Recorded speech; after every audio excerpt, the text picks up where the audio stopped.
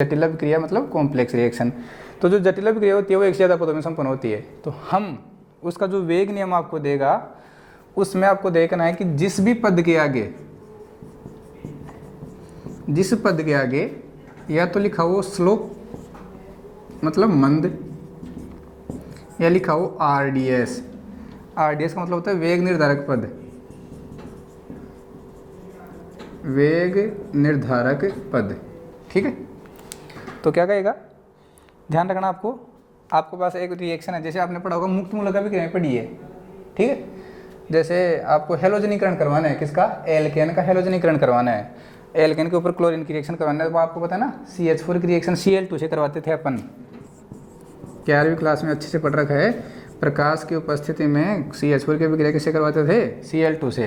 तो क्या बनता था, CCl4। ये एक अनकंट्रोल्ड रिएक्शन होती थी। सबसे पहले आप पढ़ते थे चेन इनिशिएशन स्टेप, श्रृंखला प्रारंभन पद, जिसमें क्लोरीन को आपने प्रकाश की उपस्थिति में रखा था तो ये 2 क्लोरीन रेडिकल बन गए थे। अगला क्या था, श्रृंखला संचरण पद। ये जो क्लोरीन रेडिकल है इसका घर उजड़ गया तो ये हाईली अनस्टेबल हो गया। अब ये क्या करेगा, तुरंत प्रभाव से जाके इस CH4 के ऊपर अटैक करेगा और यहाँ से हाइड्रोजन रेडिकल को निकाल लेगा। तो यहाँ से हाइड्रोजन रेडिकल और यहाँ से क्लोरीन रेडिकल मिलकर एक तो HCl बाहर निकल गया, और देखो यहाँ से एक जो Cl बना वो किससे जुड़ गया, इस कार्बन रेडिकल से जुड़ गया। तो एक क्या बन गया, CH3Cl बन गया। फिर से अब ये जो CH3 रेडिकल बना था ये खुदा ही अनस्टेबल हो गया। क्यों, क्योंकि पहले स्टेबल था और क्लोरीन ने अब इसका घर उजाड़ दिया। तो ये रिएक्शन अब ये वापस किसके ऊपर रिएक्शन करेगा, इस Cl2 के ऊपर आएगा। तो Cl2 खूब सारे मोल होते हैं, तो जो CH3 रेडिकल आपने बनाया है वो किसके ऊपर अटैक करेगा, Cl2 के ऊपर। तो यहाँ से ये एक Cl निकाल लेगा और एक क्लोरीन रेडिकल को बाहर निकाल देगा। फिर ये प्रोसेस लगातार चलती रहती है। क्लोरीन रेडिकल वापस CH4 के ऊपर अटैक करेगा, CH4 वापस मतलब CH3 रेडिकल किसके ऊपर अटैक करेगा, वापस Cl2 के ऊपर अटैक करेगा। तो ये जो स्टेप है ये लगातार चलती रहती है, जिसको आप क्या कहते हो, श्रृंखला संचरण पद। और अभिक्रिया जब तक नहीं रुकती तब तक हम इसको रोकेंगे नहीं। तो इसके बाद में तीसरा जो स्टेप होता है उसको क्या कहते हो आप, चैन टर्मिनेशन स्टेप, श्रृंखला समापन पद, जिसमें हम क्या करते हैं, 2 रेडिकल को आपस में कंबाइन करवा देते हैं, मिला देते हैं, जिससे अभिक्रिया रुक जाती है। तो मैं ये कह रहा हूँ आपको कि ये जो अभिक्रिया है, जो हेलोजनीकरण अभिक्रिया, जो मुक्त मूलक अभिक्रियाएं होती है वो 1 से ज़्यादा पदों में संपन्न होती है। और जो अभिक्रियाएं 1 से ज़्यादा पदों में संपन्न होती है उनको हम क्या कहते हैं, जटिल अभिक्रियाएं कहते हैं। तो जटिल अभिक्रियाओं के लिए अगर आपको कोटि ज्ञात करनी है तो देखो अगला आपको मैकेनिज्म लिख के देगा, आपको खुद से कुछ नहीं लिखना, आपको 3-4 स्टेप लिख के देगा। ठीक है, और जिस भी स्टेप के आगे स्लो एंड RDS लिखा हुआ हो, ध्यान रखना, जिस भी स्टेप के आगे स्लो एंड RDS लिखा हुआ हो उस स्टेप में देख लेना आप तो अभिकारक, और अभिकारकों के सांद्रता पदों के घातांकों का योग कर देना, वो उसकी क्या आ जाएगी, कोटि आ जाएगी। ठीक है, RDS का मतलब होता है रेट डिटरमाइनिंग स्टेप, हिंदी में आप कहते हैं इसको वेग निर्धारक पद। ऐसा पद है जिससे वेग का निर्धारण होता है। तो ध्यान रखना, आपको देखो क्या कहेगा, कोई भी एक लिख देगा, रिएक्शन लिख देगा और बोलेगा कि ये जो रिएक्शन है ये कॉम्प्लेक्स रिएक्शन है, जटिल अभिक्रिया है, और आपको मैकेनिज्म उसकी लिख के दे देगा। ठीक है, मैकेनिज्म लिख के दे देगा और नीचे 4 ऑप्शन देगा, बताओ अभिक्रिया की कोटि बताओ, या फिर बोलेगा कि अभिक्रिया का वेग नियम बताओ कौन सा होगा। तो आपको वेग नियम कौन सा देखना है, जिस भी स्टेप के आगे या तो स्लो लिखा हो, मतलब या तो मंद लिखा हुआ हो, या फिर क्या लिखा हुआ हो, RDS वेग निर्धारक पद लिखा हुआ हो, तो आपको उन 4 ऑप्शन में वो वाला देखना है। ठीक है, और वहाँ से अभिकारकों के सांद्रता पदों के घातांकों का योग जोड़ देना, क्या आ जाएगी, आपकी कोटि आ जाएगी। तो फिर से फटाफट रिपीट कर रहा हूँ, कोटि क्या होती है, एक्सपेरिमेंटल होती है, और जो आपको वेग नियम प्रायोगिक दिया जाएगा उसमें अभिकारकों के सांद्रता पदों के घातांकों का हम योग कर देंगे तो क्या मिल जाएगा, आपको कोटि मिल जाएगी। कोटि का मान शून्य भी हो सकता है, धनात्मक भी हो सकता है, ऋणात्मक भी हो सकता है, और क्या हो सकता है, भिन्नात्मक भी हो सकता है। हम कोटि का निर्धारण अवकलित वेग समीकरण से नहीं कर सकते। ठीक है, दूसरी बात, उच्च कोटि की अभिक्रिया संभव है, पढ़ा ना अपन ने, शून्य कोटि, प्रथम कोटि, द्वितीय कोटि, तृतीय कोटि, nth कोटि। तो higher order reaction are possible, उच्च कोटि की अभिक्रिया क्या होती है, संभव होती है। कोटि के बारे में इतना सब कुछ हो गया। अब हम क्या पढ़ते हैं, अणु संख्याता पढ़ते हैं। ठीक है, फिर हम दोनों में एक एक में अंतर पढ़ते जाएंगे अच्छे से, तो समझना क्या पढ़ रहे हैं, अणु संख्याता। कोटि आप खुद से रेट लिख के मत बता देना, बार बार कह रहा हूँ, रेट अगर आपको लिख के देगा तो ये आपको सांद्रताओं का योग करना है, घातों का योग करना है और फिर बतानी है। खुद से रेट लिख के मत कोटि बता देना भाई, ठीक है। अब हम क्या पढ़ने जा रहे हैं, अणु संख्यता, फिर दोनों में अंतर पढ़ेंगे। अणु संख्यता तो क्या कहते हो, मोलिक्यूलरिटी। देख जैसे कि नाम से ही पता चल रहा है, अणु संख्यता मतलब अणुओं की संख्या। क्या कह सकते हो, ऐसी अभिक्रिया या फिर वह रासायनिक अभिक्रिया जिसमें अभिकारक अणुओं की जो संख्या होती है, जिससे अभिक्रिया का वेग निर्धारित होता है, उसको क्या कहोगे आप, अणुओं की संख्या। ऐसे तो बहुत सारे अभिकारक अणु भाग होते हैं भाग, लेकिन सारे के सारे वेग नियम में थोड़ी काउंट होते हैं, ठीक है। कहने का मतलब किसी रासायनिक अभिक्रिया में अभिकारक अणुओं की किसी रासायनिक अभिक्रिया में सक्रिय रूप से भाग लेने वाले अभिकारक अणुओं की संख्या क्या कहलाती है, उस अभिक्रिया की अणु संख्यता कहलाती है। फिर से रिपीट कर रहा हूँ, किसी रासायनिक अभिक्रिया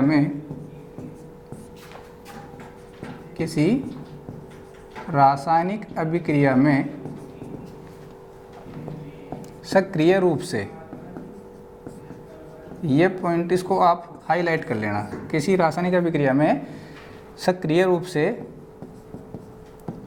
भाग लेने वाले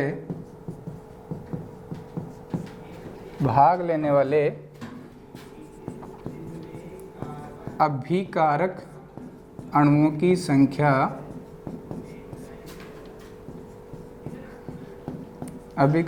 अणुओं की संख्या उस अभिक्रिया की क्या कहलाती है, अणु संख्यता कहलाती है।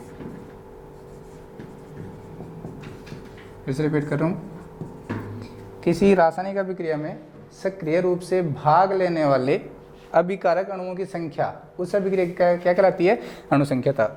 सर मैंने आपको पहले बताया था कि एक अभिक्रिया होती है, उसमें आपने 10 अणु ए के लिए रखें, 20 अणु बी के लिए रखें और 50 अणु सी के लिए रखें। अब जितने अणु आपने ले रखे हैं, जरूरी थोड़ी है कि सारे के सारे अणु अभिक्रिया करके क्या बनाएं, उत्पाद बनाएं। वो ये अणु उत्पाद बनाएंगे जो सक्रिय रूप से उसमें भाग लेंगे। अब सक्रिय रूप से भाग लेने का मतलब क्या है, हमने कहा था कि जो अभिक्रिया होती है वो किससे होती है, कोलिजन के द्वारा होती है, टक्करों के द्वारा होती है। कहने का मतलब अभिकारक अणु आपस में क्या होती है, टक्करें होती है, कोलाइड होती है। तो एक ही समय में जितने ज़्यादा अभिकारक अणु टकराएंगे और वो टकरा कर कहाँ जाएंगे, उत्पाद में जाएंगे, तो अभिक्रिया का वेग उतना ही क्या होगा, ज़्यादा होगा। तो कहने का मतलब है सक्रिय अणु से क्या मतलब है, सक्रिय रूप से भाग लेने से क्या मतलब है कि जितने आपने अभिकारक अणु लिए हैं वो सारे के सारे अभिक्रिया के वेग नियम में पार्टिसिपेट नहीं करते, अभिक्रिया में भाग नहीं लेते, उनका कुछ भाग ही, उनका कुछ हिस्सा ही क्या लेता है, अभिक्रिया में भाग लेता है। तो जो अभिकारक अणु सक्रिय रूप से भाग लेंगे उनकी संख्या ही क्या होगी, अणु संख्यता, सारी नहीं होगी। अब देखो जो अणु संख्यता होती है इसकी प्रॉपर्टीज पढ़ते जा रहे हैं अपन, ठीक है। जैसे देखो मैं लिख रहा हूँ 2a + b विल गिव आपको p। तो इस अभिक्रिया की जो अणु संख्यता है,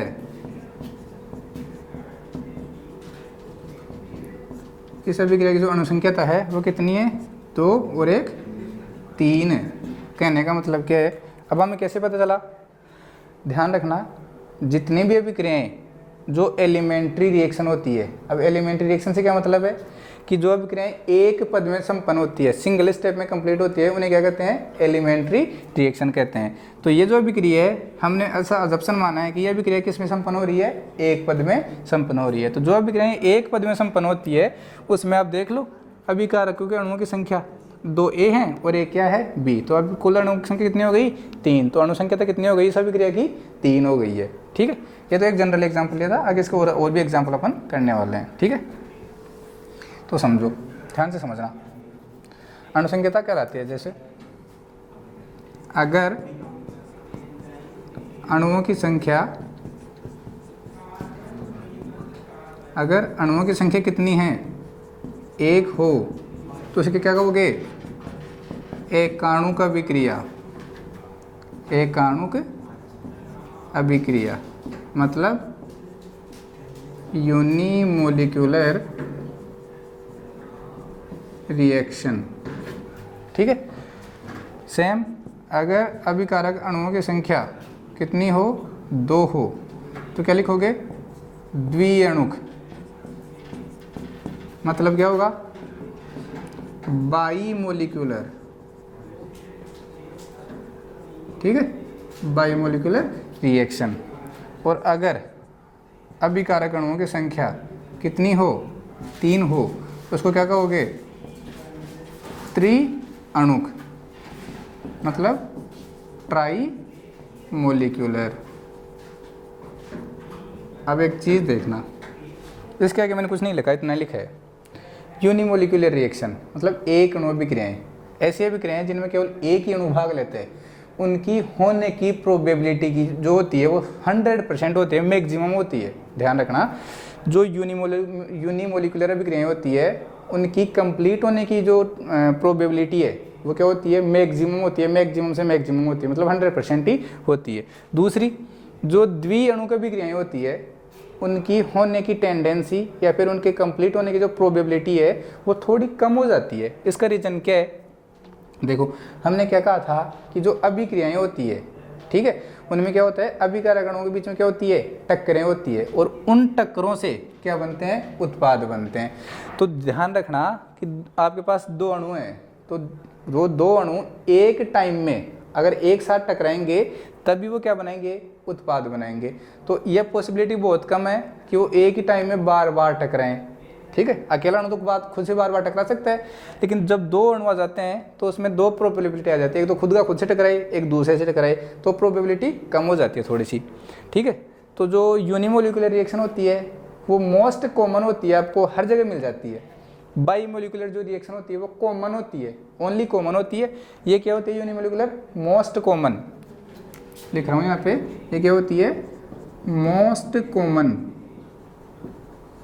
और जो बाईमोलिकुलर होती है वो क्या होती है, कॉमन। और जो ट्राईमोलिकुलर होती है वो होती है रेयर। मतलब समझना इसका, अब आपके पास 3 अभिकारक अणु आ गए, तो क्या तीनों की एक साथ टकराने की प्रोबेबिलिटी कम है या ज़्यादा है, बहुत कम है। तीनों अभिकारक अणुओं के एक साथ टकराने की प्रोबेबिलिटी बहुत कम है। आप यूँ समझ सकते हो, आपको गोवा जाना है या फिर आपको कहीं मान लो कहीं भी जाना है, ठीक है, आप अकेले हो तो आप आराम से जा सकते हो। ठीक है, अगर आपके साथ एक दूसरा दोस्त भी जा रहा है आपका, आप 2 लोग हो गए, तो वहाँ पे जब आप गोवा जाओगे उसमें टाइम थोड़ा सा ज़्यादा लगेगा कंपेरेटिवली। तो आप खुद जाओ, खुद की सोच अनुसार आप कैसे भी जा सकते हो, लेकिन जब आप 2 जाओगे तो उसकी प्रोबेबिलिटी थोड़ी कम हो जाएगी। और अगर आप 3 दोस्त हो गए तो वहाँ पे आपको जाने की जो प्रोबेबिलिटी है वो और भी कम हो जाती है। सबकी नेचर अलग अलग होती है।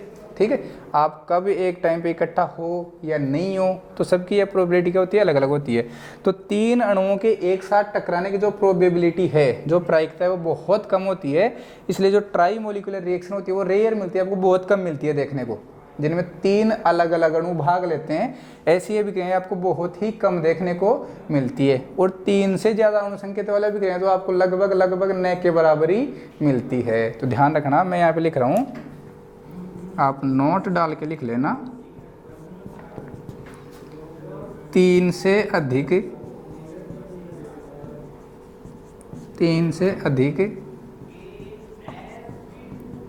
अणुसंख्यता वाली अभिक्रियाओं के पाए जाने की प्रायिकता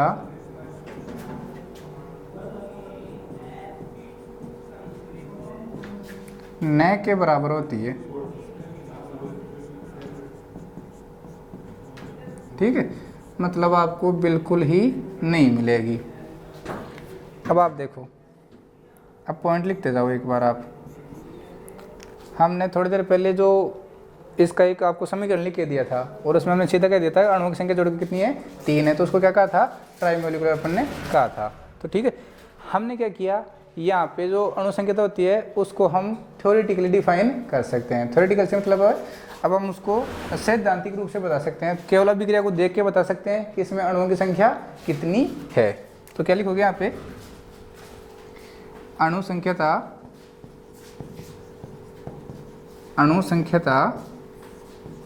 एक सैद्धांतिक पद है। ठीक है, अणुसंख्यता एक सैद्धांतिक पद है। सैद्धांतिक से मतलब क्या है? थ्योरेटिकल, एक थ्योरेटिकल पद है तथा इसका निर्धारण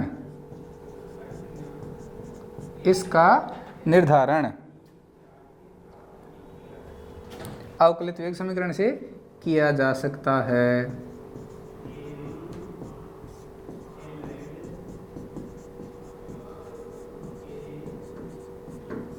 अवकलित वेग समीकरण से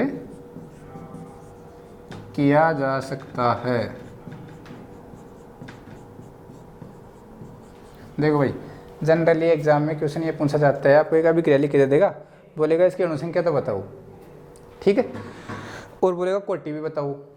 तो अगर आपको वेग नियम लिख के नहीं देगा तो कोटि के बारे में तो हम कमेंट कर देंगे कि कोटि तो हम ज्ञात ही नहीं कर सकते। ठीक है, अगर आपको वेग नियम लिख के देगा तो हम अभिकारकों के सांद्रता पदों के घातांकों का योग कर लेंगे और बता देंगे कि कोटि इसकी ये है। और अगर वेग नियम लिख के नहीं देगा, केवल अभिक्रिया लिख के दे देगा, ठीक है, तो क्या होगा?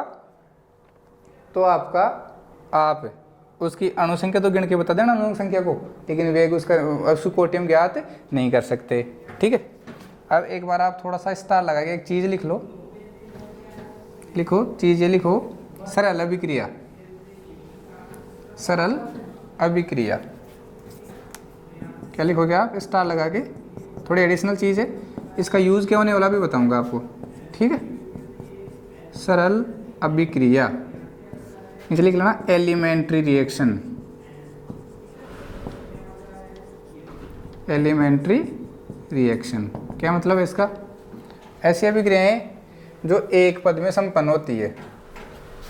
ठीक है, ऐसी अभिक्रियाएं जो एक पद में संपन्न होती है, क्या कहते हैं उनको? बिल्कुल राइट, क्या कहते हो? सरल अभिक्रियाएं उनको कहते हैं। ठीक है, ऐसी अभिक्रियाएं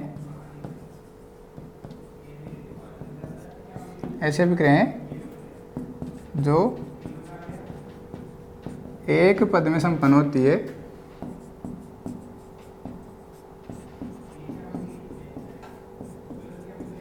क्या कहलाती है? सरल अभिक्रिया कहलाती है। ठीक है भाई। दूसरा, जटिल अभिक्रिया। दूसरा क्या लिखोगे? जटिल अभिक्रिया, कॉम्प्लेक्स रिएक्शन। क्या लिखोगे? ऐसी अभिक्रियाएं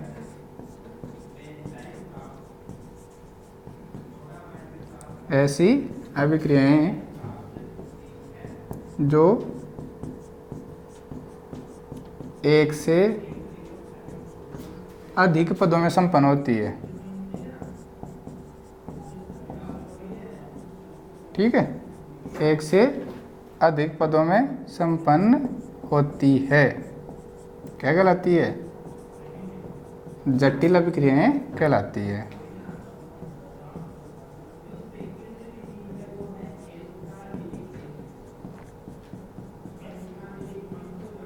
अब मैंने क्यों लिखवाया है अभी बता देता हूँ आपको।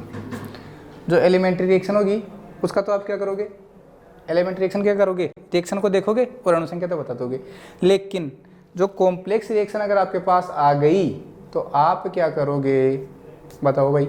कॉम्प्लेक्स रिएक्शन अगर आपके पास आ गई तो आप क्या करोगे? उसको देख के उसकी अणुसंख्यता हम नहीं बता सकते। जो जटिल अभिक्रियाएं होती है जो एक से ज़्यादा पदों में संपन्न होती है, जब तक वो हमें लिख के नहीं देगा कि वो उसकी मैकेनिज्म लिख के नहीं देगा, तब तक हम उसकी अणुसंख्यता नहीं बता सकते। अगर उसने लिख दिया CH4 प्लस का Cl2,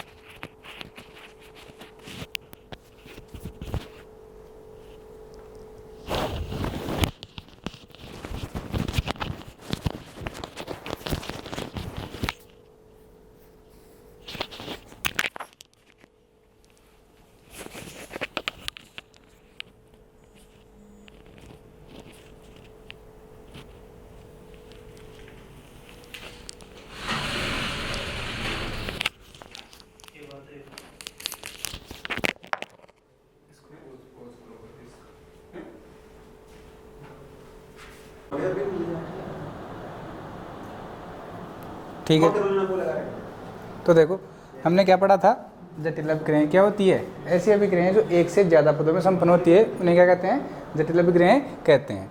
अब मैंने एक एग्जांपल लिया आपको कि CH4 + Cl2 और यहाँ पे लिख दिया HNu और यहाँ पे उसने लिख दिया CCl4, ठीक है, प्लस 4HCl और आगे लिख दिया complex reaction,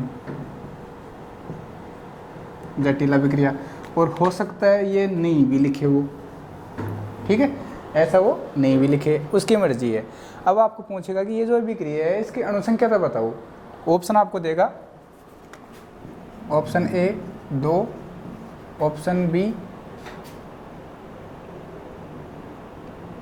7, option C 4, option D ज्ञात नहीं कर सकते,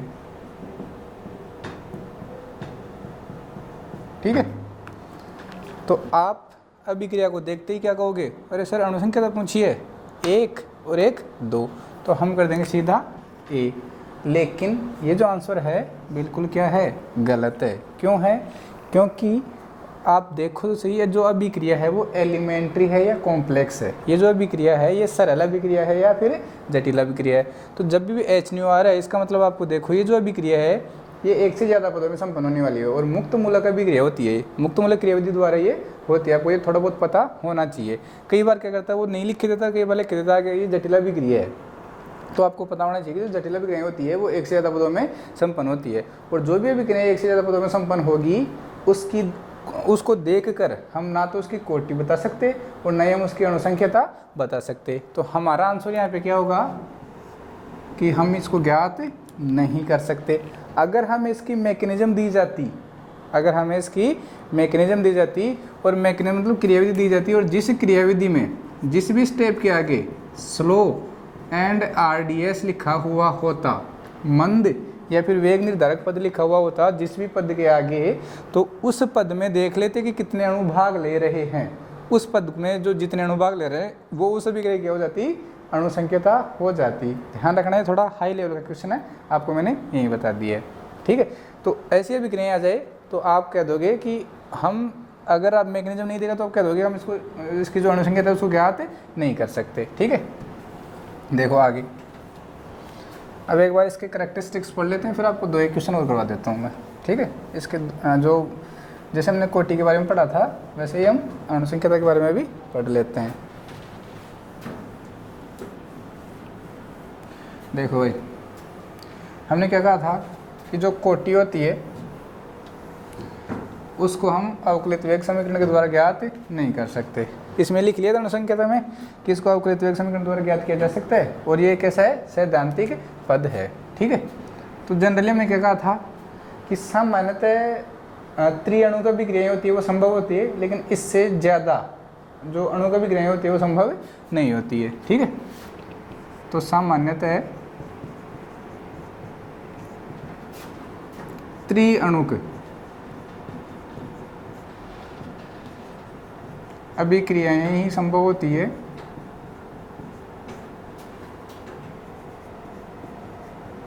त्रिअणुक अभिक्रियाएं ही संभव होती है,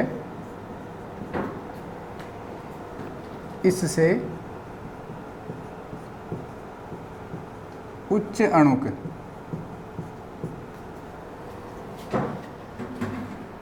अभिक्रियाएं संभव नहीं होती है। कारण क्या दोगे, कारण आप दोगे टक्कर सिद्धांत।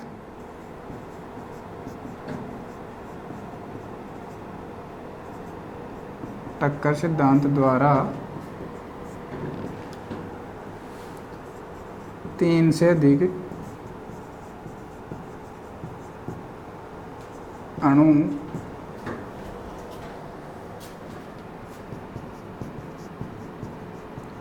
एक समय में एक साथ नहीं टकरा सकते, ठीक है। ये कॉमन सेंस की चीज़ है, आपको ये पता होनी चाहिए, ठीक है भाई। अब देखो हमने कोटि में क्या कहा था कि जो कोटि होती है उसका मान शून्य हो सकता है, धनात्मक हो सकता है, ऋणात्मक हो सकता है, और तो और भिन्नात्मक भी हो सकता है। तो मुझे बताओ, क्या अणु संख्याता का मान शून्य हो सकता है क्या? बताओ, अणु संख्याता का मान शून्य हो सकता है क्या? बिल्कुल सही जवाब है, अणु संख्याता का मान शून्य नहीं हो सकता। अरे जब अणु संख्याता मतलब अणुओं की संख्या ही शून्य हो गई तो अभिक्रिया तो हुई ही नहीं है। ठीक है, तो आप पॉइंट क्या लिखोगे? मोलिकुलरिटी नेवर बी जीरो, अणु संख्याता का मान कभी भी शून्य कोमा ऋणात्मक तथा भिन्नात्मक फ्रैक्शनल, ठीक है, नहीं होता है। कहने का मतलब क्या है? आपके पास एक रिएक्शन है H2 plus half O2 will give H2। ठीक है, अब देखो इसको बाद में समझा, तो पहले समझो अणु संख्याता का मान कभी भी शून्य नहीं हो सकता। शून्य का मतलब अभिक्रिया ही नहीं है, अणु संख्या नहीं होगी तो अभिक्रिया नहीं होगी। ऋणात्मक, अरे क्या अणुओं की संख्या कभी नेगेटिव जाती है क्या? नहीं जाती है। ठीक है, भिन्नात्मक, भिन्नात्मक मतलब आधी, 3/2 ऐसे। तो एक रिएक्शन है H2 plus half O2 will give H2O। तो इस अभिक्रिया में जब आप देखते हो तो अणुओं की संख्या आपको कितने नजर आ रही है? देखो, एक तो हाइड्रोजन का अणु है और आधा अणु किसका है? ऑक्सीजन का। तो आप इसको डेढ़ अणु नहीं कह सकते कि इस अभिक्रिया की अणु संख्या कितनी होगी? डेढ़। अरे आधा अणु भी कभी अभिक्रिया में भाग थोड़ी लेता है, अणु तो पूरा होता है। ठीक है, यहाँ पे कितना अणु ले रहे हो आप? आधा अणु ले रहे हो। तो आप क्या करोगे?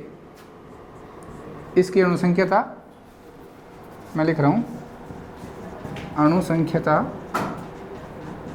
बराबर 1 सही 1/2, और इसको काटा मार लेना, ये बिल्कुल गलत है। तो हम क्या करते हैं, इसको पूर्णांक संख्या में बदलते हैं, तो इसको 2 से गुणा करते हैं।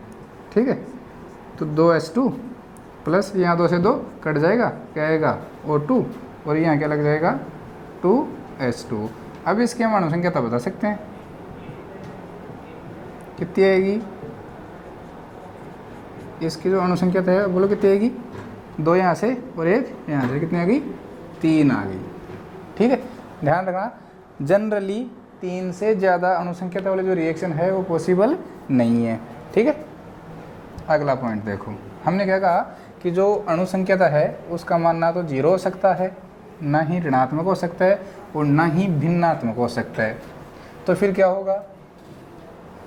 हमेशा धनात्मक होगा और एक पूर्ण संख्या ही होगा। पूर्ण संख्या मतलब 1 2 3 ऐसे, आधा 3.5 ऐसे नहीं होंगे। ठीक है, तो अगला पॉइंट क्या होगा कि अणु संख्याता का मान हमेशा धनात्मक एवं पूर्णांक होता है। ठीक है, अणु संख्याता का मान हमेशा धनात्मक एवं पूर्णांक ही होता है। पूर्णांक का मतलब होता है इंटीजर। ठीक है, आगे देखो, क्या पीछे कहा था ना अपन ने, उच्च कोटि की अभिक्रियाएं संभव होती है, 0 प्रथम द्वितीय तृतीय चतुर्थ। क्या उच्च अणु की अभिक्रियाएं संभव होती है क्या? बिल्कुल भी नहीं होती है। उच्च अणु की अभिक्रियाएं संभव नहीं होती है।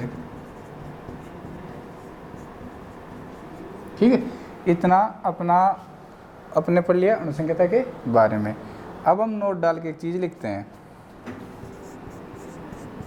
ठीक है, वो चीज़ क्या है? मैं ये कह रहा हूँ कि जो एलिमेंट्री रिएक्शन है, एलिमेंट्री रिएक्शन का मतलब जो एक पद में संपन्न होती है, जो सरल अभिक्रियाएं होती है, उनके लिए कोटि और अणु संख्याता का मान क्या होता है? समान होता है, याद रखना। जो सिंगल स्टेप में कंप्लीट होती है उन रिएक्शन के लिए ऑर्डर और मोलिकुलरिटी का मान क्या होता है, समान होता है। तो मैं लिख रहा हूँ यहाँ पे सरल अभिक्रियाओं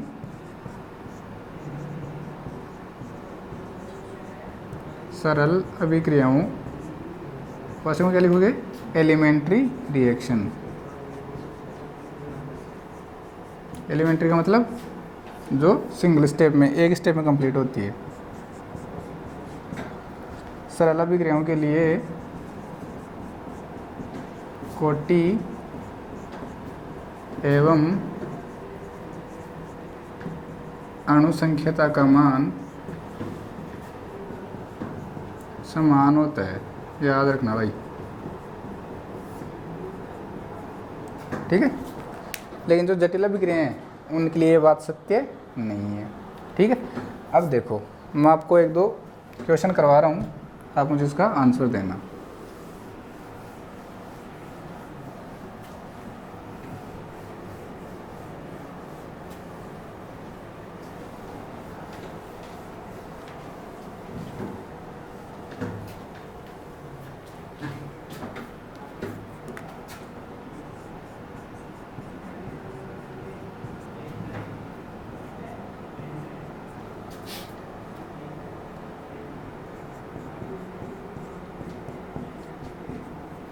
आपके पास ये अभिक्रिया है, ठीक है, और पूछ रहा है इसकी जो अणुसंख्यता है, इसकी जो अणुसंख्यता है उसका मान कितना होगा। मैं आपको ऑप्शन देता हूँ। ऑप्शन 1 1, ऑप्शन 2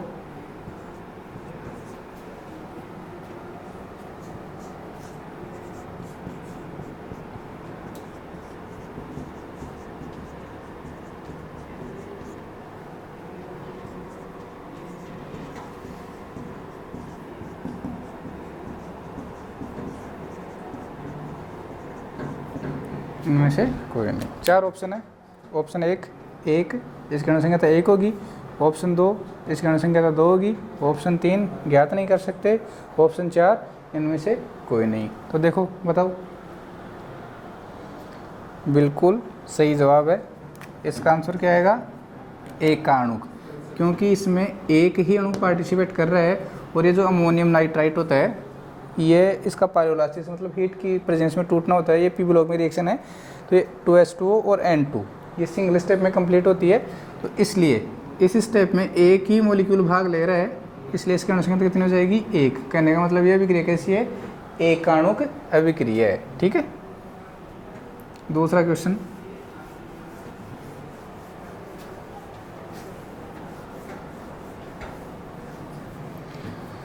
दूसरा क्वेश्चन है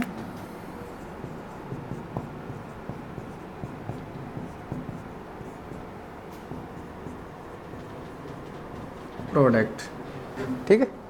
तो इस बोलेगा इसकी अणुसंख्या बताओ। तो ध्यान रखना, अगर ये कहे कि ये जो अभिक्रिया है एक ही पद में संपन्न हो रही है, तो आप जोड़ोगे 3 और 2 5, 5 और 5 10। हमने क्या कहा था कि जनरली 3 से ज़्यादा अणु का अभिक्रिया क्या नहीं होती, संभव नहीं होती। तो फिर भी यहाँ पे कितनी आ रही है, 10। तो अगर ऑप्शन दिया गया हो, अगर ऑप्शन दिया गया हो 10, तो उसको टिक करके आ जाना। और अगर ऑप्शन नहीं हो तो आप क्या करोगे, आप लिख दोगे कि 10 संभव नहीं होती है। कब लिखोगे, जब ऑप्शन नहीं दिया गया हो। होता क्या, देखो एक बार यूनिवर्सिटी एग्जाम में ये क्वेश्चन पूछा हुआ है, आपको एक रिएक्शन दे रखी थी जिसमें कुल अणुओं की संख्या 12 थी, ठीक है। उसने कहा था कि इसकी अणुसंख्या तो बताओ, तो उसका जो आंसर है वो 12 था, लिख रखा था। लेकिन हमें पता है कि जो 3 अणु को होती है, त्रिअणु को अभिक्रिया होती है, उससे ज़्यादा अणु का अभिक्रिया संभव नहीं होती है। साफ साफ आपको पता है कि अभिक्रियाओं को कंप्लीट होने के लिए क्या जरूरी है, अभिकारक अणुओं के बीच में क्या होती है, टक्करें होती है। और टक्करें तभी प्रभावी होगी जब अणुओं की संख्या क्या होगी, कम होगी, ठीक है। तो इसकी अणुसंख्या होगी 10। अब मैं आपको पूछ रहा हूँ, वैसे आप इसका आंसर दे सकते हो कि इसकी अणुसंख्या हम बता नहीं सकते, मतलब कह नहीं सकते कि 3 से ज़्यादा अणुसंख्या संभव ही नहीं है। लेकिन अगर आप पूछ रहे हैं कि बताओ, तो क्या आप बता देना, ठीक है। नहीं तो आप लिख दोगे नॉट डिफाइन, हम इसकी क्या आती नहीं कर सकते, 10 होती ही नहीं है। ठीक है, अब मैं आपको तो एक एग्जांपल दे रहा हूँ, आप उनकी मुझे क्या बताओगे, अनुसंख्यता बताना। ठीक है,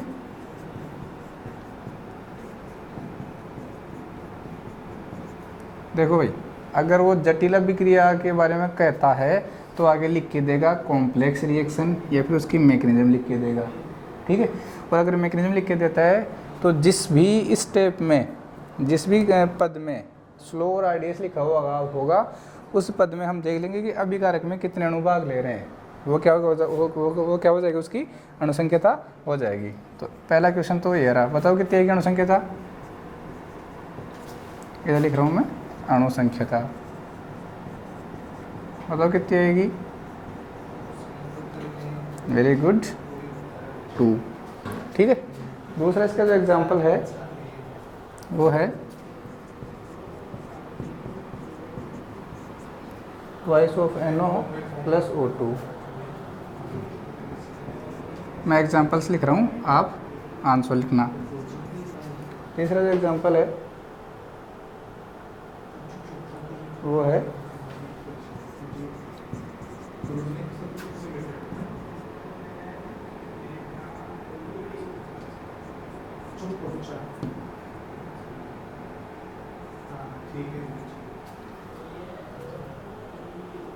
सॉरी ये है। ठीक है, बताओ अनुसंख्यता कितनी आएगी इसकी, 2 और 1 3, इसमें देखो कितनी आ रही है, 2। तो अगर जटिल अभिक्रिया लिख के देगा तो आगे लिखेगा आपको कि अभिक्रिया कैसी है, जटिल है। ठीक है, तो ये हो गया आपकी अनुसंख्यता खत्म। अब अपन क्या पढ़ने वाले हैं, अभिक्रिया की कोटि और अनुसंख्यता में अंतर। ठीक है, तो आप हेडिंग डालो कोटि एवं अनुसंख्यता में अंतर।